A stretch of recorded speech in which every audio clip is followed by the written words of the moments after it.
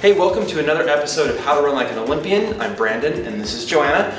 And today we're going to do something a little different, right? That's right. Usually we're showing you exercises that you should be doing. Today we're going to show you the top 3 exercises to avoid at the gym. Okay, and we know that you're going to the gym, so the goal with this is to hopefully maybe do a little injury prevention, tweak it a little bit so you're not doing it wrong. Yeah, simple as that. All right, let's go to it, yeah? Yep. Okay.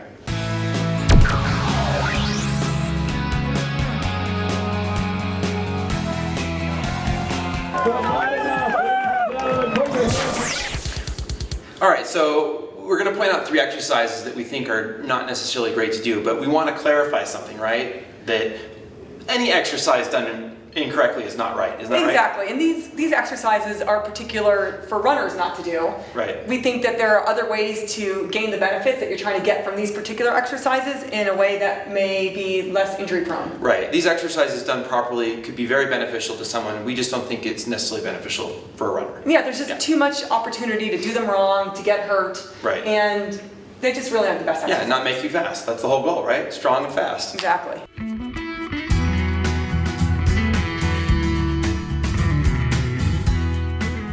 All right, so Joanna, what is number 3? I am really glad you asked. Let's go out there and I'll show you. Okay. All right, so I'm gonna throw down some pretty big weight right now, overhead, right? No? What are you doing? I think you're gonna hurt yourself. I probably am gonna hurt myself, and we're afraid that you're gonna hurt yourself too.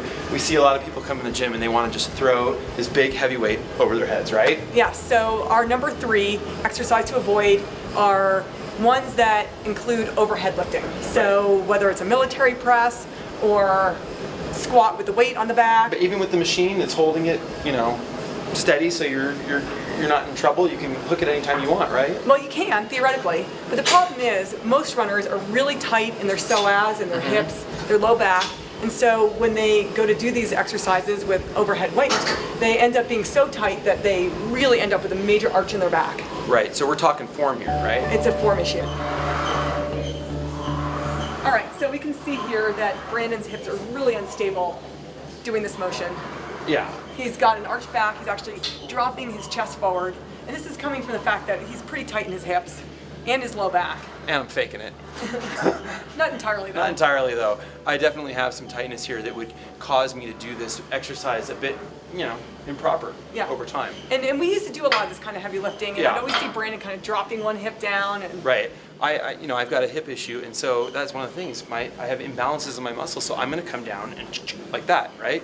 So you end up strengthening the wrong muscles, right, and potentially injuring the weaknesses. Right.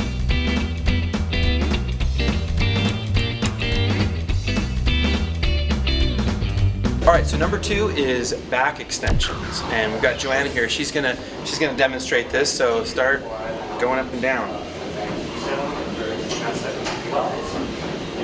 All right. So obviously you can see here that she's really hyperextending her back, and her arms are down, and there's a lot of things going on. So Joanna, why don't you stop, because you're very injury prone. So let's just not, for the sake of you, that's enough. We see people doing these at the gym all the time. Right. And they're doing them really quickly. Yeah, they're doing them quickly. They're doing them with other weights. With a weight. Yeah, and we understand why you would be doing that, because you think that you need to strengthen all this area here in your back and everything, right? But really, Joanna, what do they need? They need to strengthen their core. Right, and so this isn't part of the strengthening the core, is it? Well, you can strengthen that in other more functional ways that are going to be more applicable to running. Right, so we're really, again, focusing on the fact that this is just a real high incidence of injury. What kind of injuries can you get with this? Well, I mean, if I were to do this, my lower back would get pinched all the time. I'd probably get inflammation in there. I know that it would irritate my sacroiliac joint. And your SI joints and all that stuff it's gonna shut down the muscles if you start inflaming everything. So, there's better ways to hit this core, right, than doing back extensions. So, yeah, lay off of them for a while.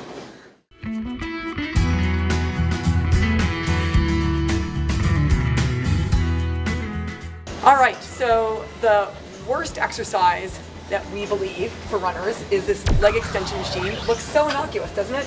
It does, but Joanna, I see pictures of runners, and when they catch that perfect spot where they're like stretching out, they're landing on the leg. I mean, it looks really good too, right? Your muscles are bulging. Their quad looks so strong and everything. So I mean, you never know that he's a weak leg. it makes it makes perfect sense that I would come in here and do exercises to strengthen my quad, right? Because I need to run with strong quads, right? So why are we saying no to this?